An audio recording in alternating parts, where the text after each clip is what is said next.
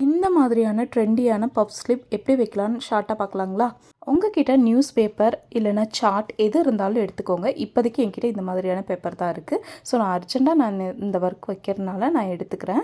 இதில் வந்து ஹேண்ட் வந்து மார்க் பண்ணிவிட்டு சென்டர் போர்ஷன் வந்து மார்க் பண்ணி எடுத்துக்கோங்க. மார்க் பண்ணிவிட்டு ஒரு ட்ராயிங் பண்ணி எடுத்துக்கோங்க. இப்போ நம்ம ட்ராயிங் பண்ணியிருக்க இடத்துல வந்து 1 இன்ச்சஸ்க்கு வந்து மார்க் பண்ணிவிட்டு ஆப்போசிட் சைடில் வந்துட்டு கையோட மேல் பாகத்தில் 2 இன்ச்சஸ்க்கு மார்க் பண்ணி எடுத்துக்கோங்க.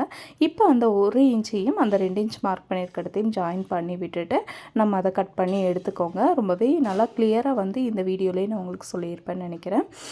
இதை வந்து கட் பண்ணி விட்டுக்கோங்க. கட் பண்ணி விட்டுட்டு நம்ம இப்போ கிளாத் வந்து கொஞ்சம் ஜாஸ்தியாகவே நீங்கள் எடுத்துக்கிற மாதிரி இருக்கும்.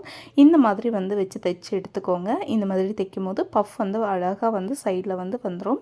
பாருங்கள், இந்த மாதிரி தைச்சி எடுத்துக்கோங்க. தைச்சி எடுத்துகிட்டு 2 போர்ஷனையும் ஜாயின் பண்ணி எடுத்துருங்க. கீழே கைக்கு வந்து பெல்ட் போர்ஷன் கொடுத்துக்கோங்க. இல்லை பைப்பிங் கொடுக்கணுன்னாலும் கொடுத்துக்கலாம். நம்ம சாய்ஸ் தான்.